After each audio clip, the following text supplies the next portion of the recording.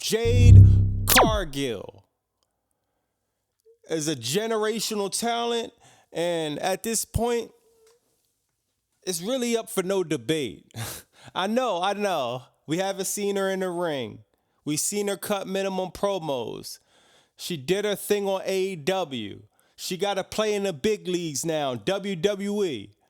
But I'm going to tell you, there's a thing called the it factor. And Jade Cargill has every bit of the it factor that you could have. Now, those who's as old as me, I'm pushing 40. I remember when China first came out. That was the it factor. I remember when I first seen Trish Stratus, Lita, it factor. Jade Cargill, this is something we haven't seen before. Just a straight, bona fide star before you even have your first match in WWE. Triple H and creative are being very, very careful what they're going to do with Jade Cargill. You don't get these opportunities too much in a lifetime. So we're going to recap SmackDown, March 29th, 2024. This show is going to be a little bit shorter than the other ones. I'm working on, I'm just starting this YouTube stuff, so I'm getting the dust off. I'm getting a little bit comfortable. Some of these shows I was over-explaining, a little ranting a little bit too much, but we're going to get right to the meat and potatoes in this one. Show starts off Randy Orton versus Pretty Dead. Sorry, every time I just think about it, I get thrown off. Why is Randy Orton, a bona fide future Hall of Famer, the legend killer, 13, 14, 15, 16, I don't think 16, but he's a teen time champion. Why is he starting off SmackDown less than 2 weeks before the biggest WrestleMania of all time, WrestleMania 40, to fight Pretty Deadly? Pretty Deadly is a fire tag team. Their gimmick is cool. Their song is cool. Their in-ring performances are great. But we're talking about Randy Orton, the future Hall of Famer. We're talking about Kevin Owens. He just won the tag team titles with Sami Zayn and WrestleMania 39. He fought Stone Cold Steve Austin the year before that. WrestleMania 40, he gets thrown in with Randy Orton and Logan Paul. That should be Randy Orton versus Logan Paul. They threw Kevin Owens in there because I guess they didn't have nowhere else to put him on the card. Whatever, man. To start this show off, Pretty Deadly versus Randy Orton and Kevin Owens made no sense to me, but whatever. Not only that, they're getting beat up. They're going back and forth, but they're getting beat up right before commercial break. Randy Orton gets slammed on the announcer table. Whatever. They're going back and forth. Nothing to really write home about. Regular tag team match. Then what happens? Of course, Logan Paul interrupts. He comes from under the ring, snuffs Kevin Owens right square in the jaw with them trusty brass knuckles. Pretty Deadly counts. 1, 2. I'm waiting for Randy Orton. 3. Wait, did I just see Pretty Deadly beat Randy Orton and Kevin Owens less than 2 weeks from the biggest WrestleMania of all time? Who the hell is writing this shit? This is garbage. Randy Orton deserves better. Kevin Owens deserves better. I don't care if it was Brock Lesnar that came out to interfere. I don't care who came out to interfere. There's no way in the script writing we should be writing Pretty Deadly going over Kevin Owens, Sami Zayn, less than 2 weeks before the biggest WrestleMania of all time. That made no sense to me. I didn't get it. I don't get it. I won't get it. And WWE writing, like I say, they got 100 writers. I think maybe 14, 15 of them was focusing on this match, and they got to tighten up on that because that's bullshit. All right. SmackDown goes on. He snuffed them. They won 1, 2, 3. Now, Randy Orton was mad at Kevin Owens because he's like, man, we just lost to Pretty Deadly. And Kevin Owens like, no, man, Logan Paul hit me. Then someone put it on the Titantron that he got snuffed on the Titantron, and Randy Orton is like, yeah, he's wondering where he's at. The whole crowd is like, he's under the ring, he's under the ring. He goes under the ring. Logan Paul is up there. Let me tell you, Logan Paul is a bona fide star to another level. For him to be a YouTuber, have no real wrestling background, no real like acting as I know background, for him to come in one of the hardest professions on the face of this world, which is professional wrestling, and perform at the level he's performing, it's just incredible to watch. You know, and not just the in-ring talent. I look at the little stuff, like when he was under the ring like this, you know, that shit is funny. He pulls him out the ring, starts beating him up.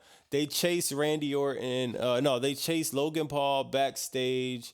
He gets in his red car, skirt off, and there's that. Randy Orton and Kevin Owens looking at each other like complete fools. I have no faith that they're going to be walking out of WrestleMania with any gold, either one of them.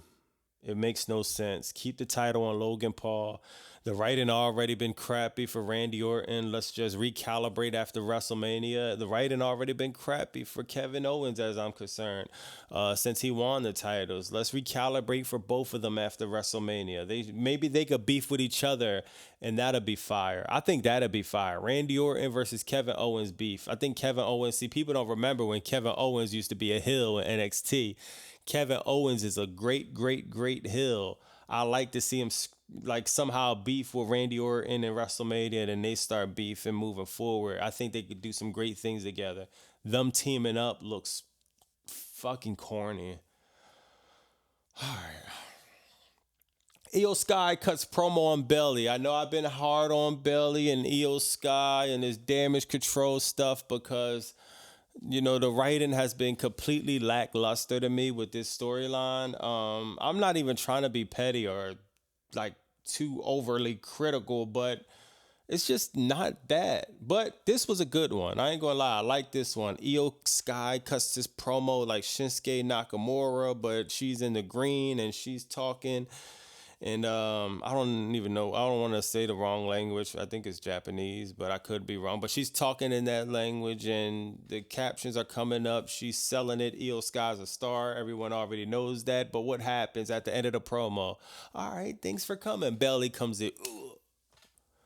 Snuffs Io Sky. They start rumbling. She hits her with the soft box. That's like the lighting thing that's on the light. They fall into the backdrop. They're rumbling. People break it up. They throwing a little bit more heat into the match. I like that. I think the storyline needs a little bit more work, but we're less than 2 weeks into WrestleMania, so it doesn't have time to work. So they're doing what they can. I like that, and hopefully we don't regress from here. Hopefully we move forward, and it just keeps getting better and better and better. Nick Aldis. It went to commercial, and Nick Aldis comes out with the contract with Jade Cargill's name on it. Jade Cargill comes out.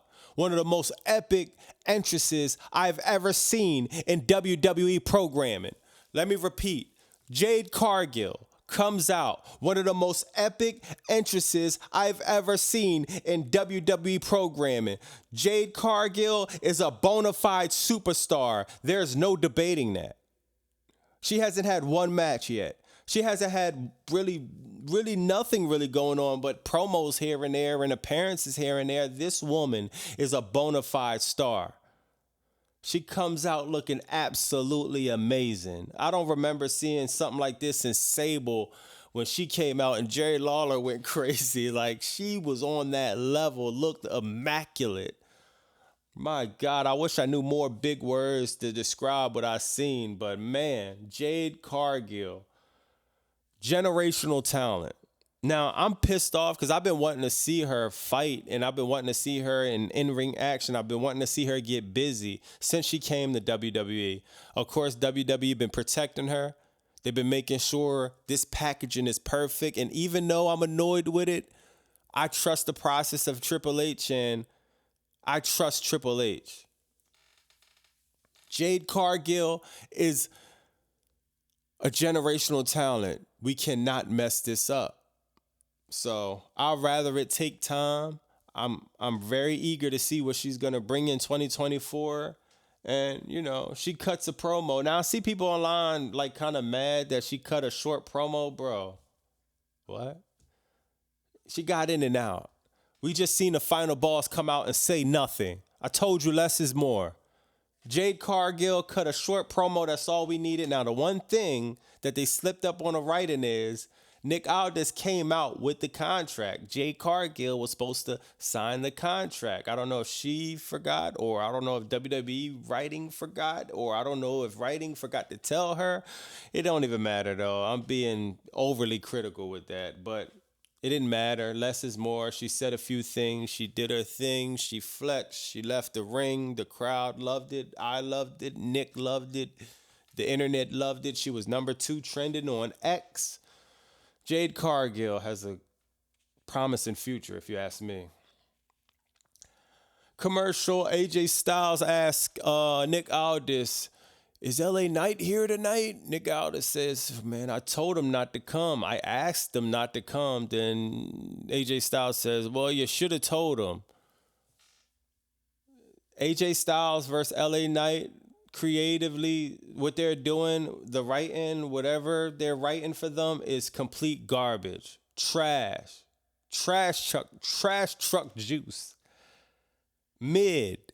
A little bit below mid. That's what I'm saying is trash. I love AJ Styles. He deserves better. I love LA Knight. He deserves better. If you ask me, for future reference, because it's too late, if you ask me a beef, if you want to make a personal beef, don't put it on the PG show.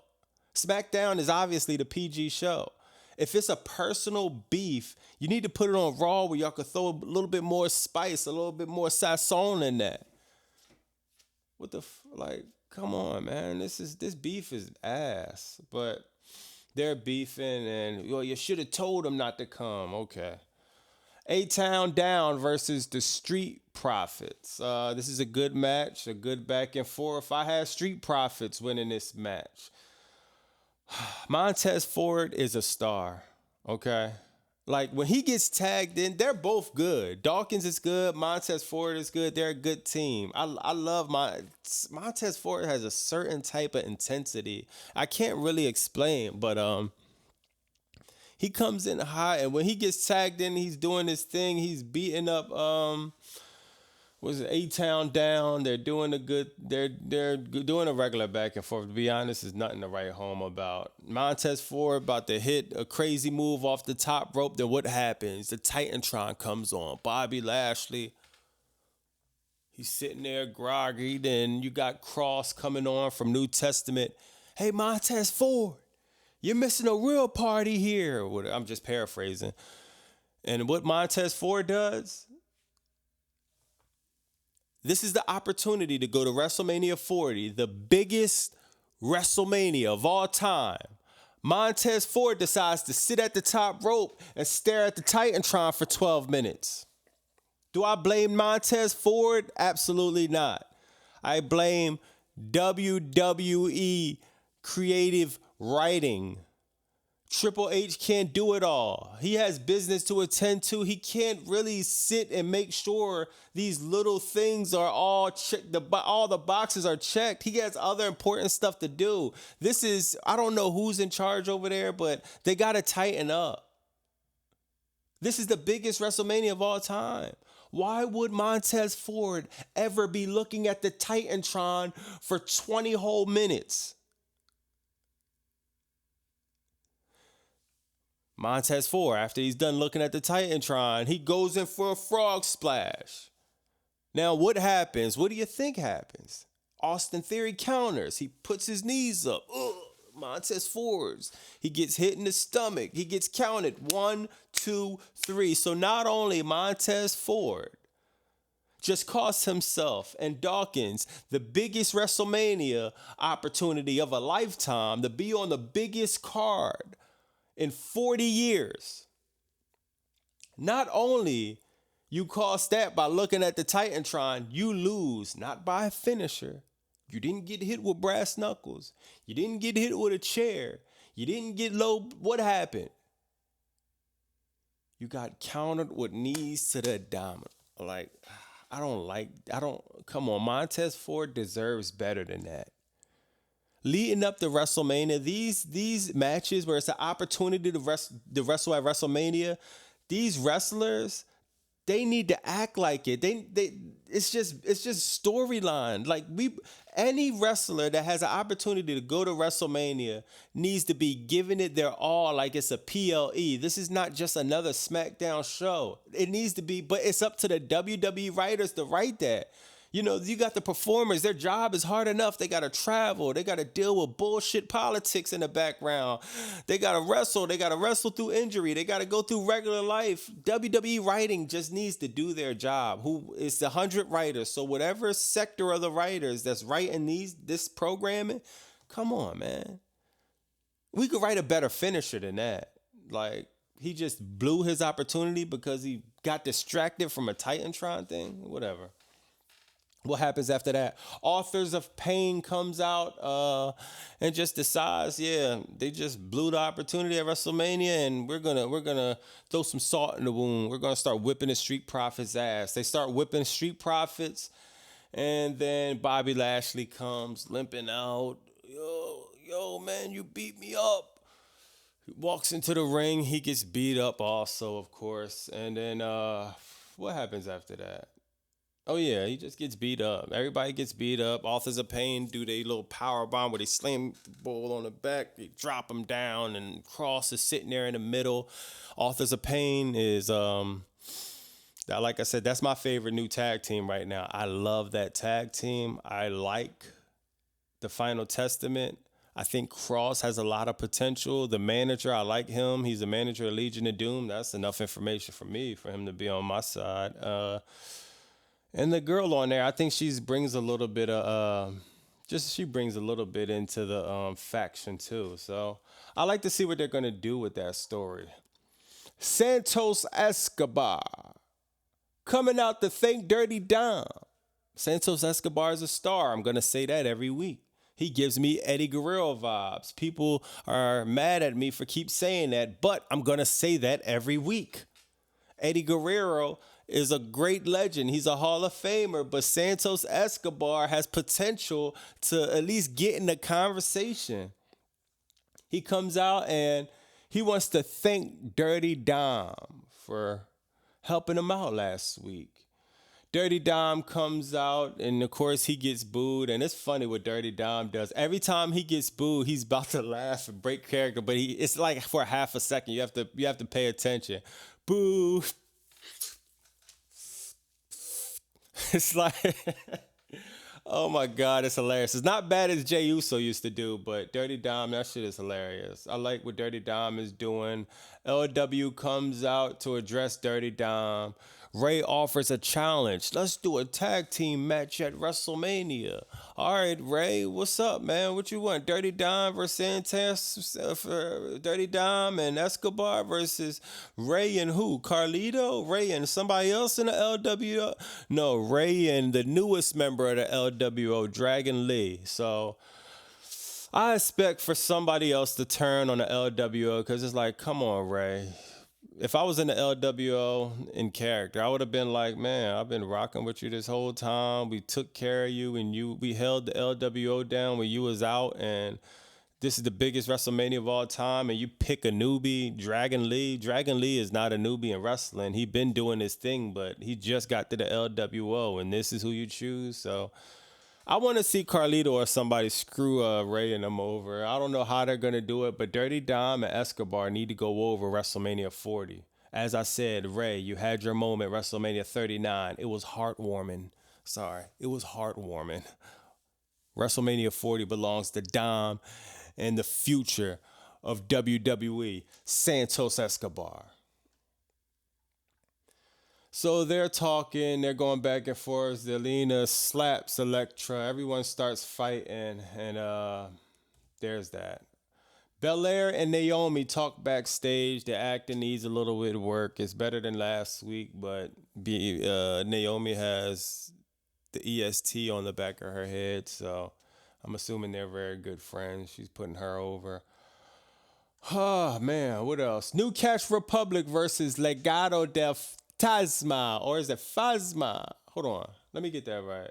Legado de Fantasma. I'm gonna get that right. I promise you. I'm butchering it now. This is only my second time trying it. Give me about 2, 3 more times. I'm gonna get there saying right. Perfect. Judgment Day, well, nah, all right, so that's the new match. Judgment Day backstage with Weird Energy, Damian Priest, Rhea Ripley. I think Judgment Day needs to break up after WrestleMania. It's just getting weird. Rhea needs to go babyface. Damian Priest needs to give the Money in the Bank briefcase back, because if he doesn't cash it in at WrestleMania or the Raw after that, I'm over it. I don't want to see it. I don't want to hear about it. How about we take this back into the era a few years ago? Let's just act like it didn't happen. I'm over it. Uh, Match goes back and forth between New Catch and Legado. Now, it was obvious New Catch was winning. They're a great tag team. Now, I want to tell you something interesting. I remember New Catch Republic, they was fighting in Elimination Chamber. They was doing this breaking of the finger thing. I didn't really like it. It's pretty gruesome for me. I know I sound like a pussy, but I don't like that stuff in professional wrestling. It's cool to see. It's unique, but then again, it's like I could do without it. They didn't do none of that at this match, so I'm wondering if Triple H or somebody backstage told them to fall back on that, because it seems like Finn Balor was really hurt when they did that at Elimination Chamber. So they didn't do none of that. They had a back and forth match. It seems like WWE hired a new referee, so I ain't gonna lie. I gotta look for where's the application to be a WWE referee, because I'll sign up. I'll take that job. Shit, I'll mess around. I do it for I won't do it for free, but I'll do it for minimum cost. You give me about $18, $19 an hour and you pay it for my travel. I get to chill with the wrestlers. I'll be a WWE referee. So they hired a new referee. Legado does his double press slam off the ropes. That was pretty fire.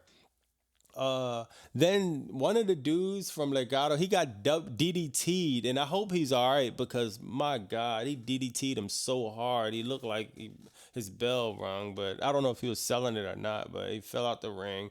New Cash Republic wins. Surprise, surprise.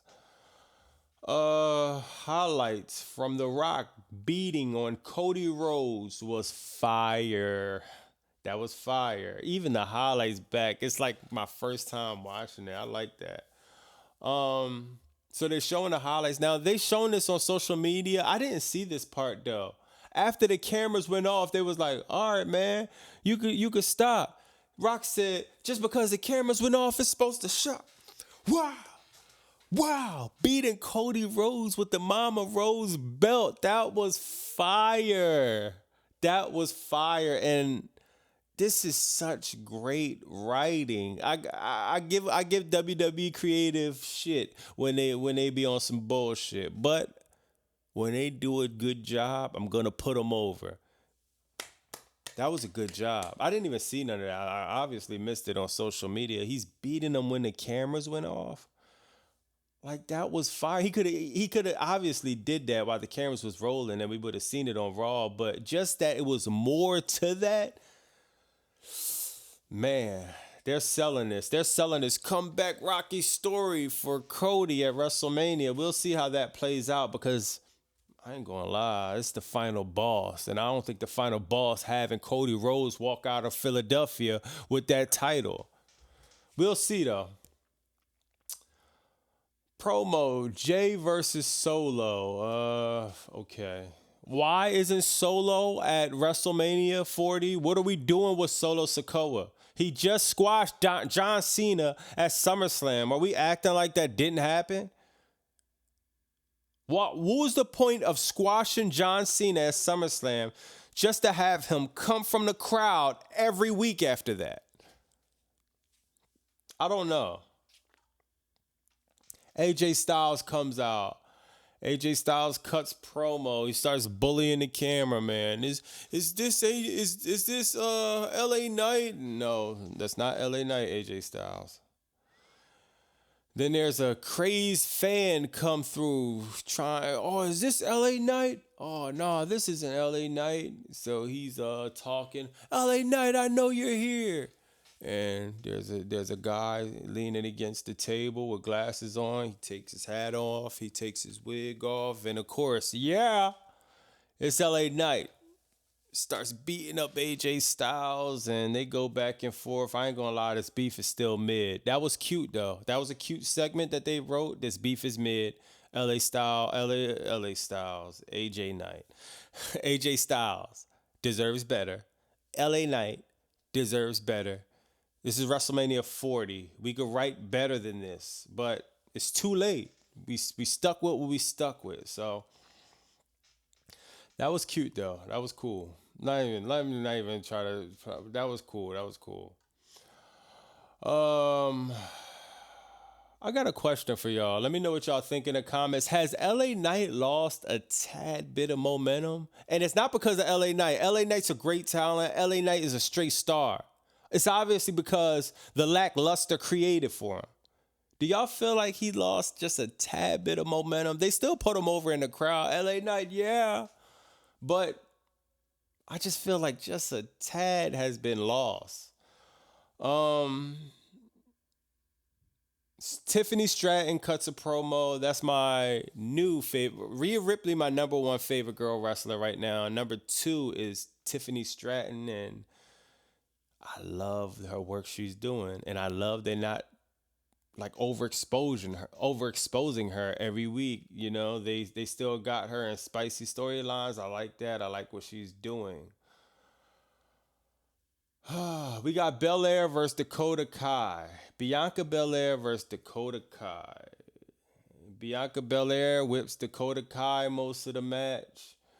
Belair hits KOD 1, 2, 3. I'm sorry. I don't have a match from a step-by-step breakdown for this match. We knew there wasn't no way in hell Dakota Kai was gonna beat Bianca Belair. Watching AEW a few days ago was really a breath of fresh air because I'm used to watching Raw and it could go either way. Then I know SmackDown is the most predictable show ever. It's kind of like if you watch Martin or something like that and you know Tommy from the fifth floor, not Tommy, bruh man from the fifth floor is going to come and he's going to do his thing and you just know what you're going to get. That's what SmackDown could be sometimes. We knew Dakota Kai is nowhere near on Bianca Belair level. So she gets whipped most of the match. Belair hits KOD 1, 2, 3. Damage control comes out. I'm starting to get pissed off at this point because I'm like, come on, man. This shit sucks ass so bad, man. Naomi comes out, helps. She's always looking good in the ring. So she does a great kick. She's like hitting her, and the fans are shouting, Belly, Belly, Belly, Belly. Of course, Belly doesn't come out. Why? Who knows? Belly, Belly, Belly. Then what happens? Jade Cargill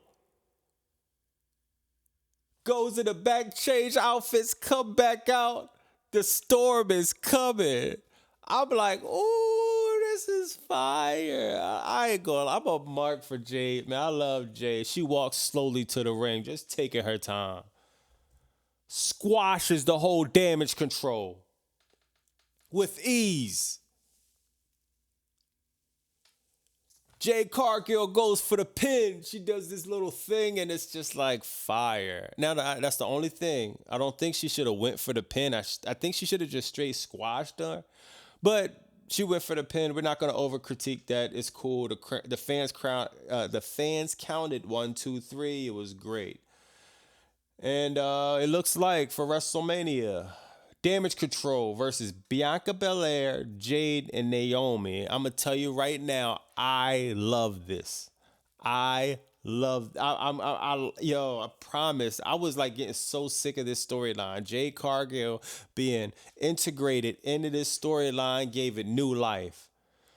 Now, this is the only thing. WrestleMania has a lot of tag team. It has a lot of three-ways. It has a lot of multiple things going on both nights because they're kind of trying to squish everybody onto the card. We're going to see how that turns out. I'm not going to complain about this one, though. Jade Cargill, Bianca Belair, Naomi, 3 powerful black women doing it at the highest level of WWE. This is unprecedented. and people could like kind of like push it off or act like it's not that important. No, this is unprecedented. This is great. And sometimes I get mad at the storylines. Sometimes I kind of get on Naomi about her acting. But I really love what they're doing. These are three great talents that's going to be in the ring at WrestleMania versus Damage Control. And we got to give it up to Damage Control too. Oscar,